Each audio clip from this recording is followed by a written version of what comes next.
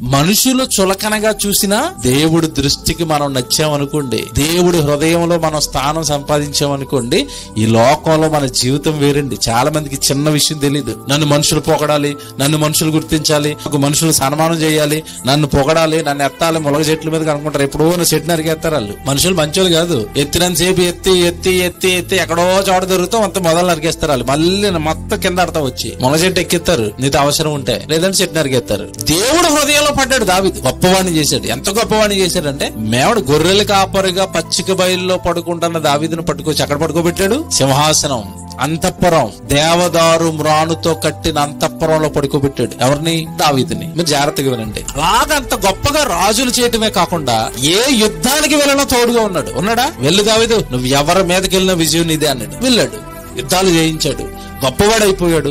నిజంగా ఆయన యుద్ధానికి తిరుగు లేకుండా పోయింది.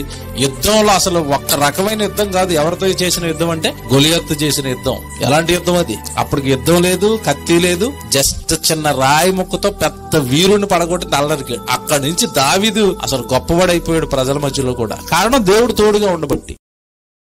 Download share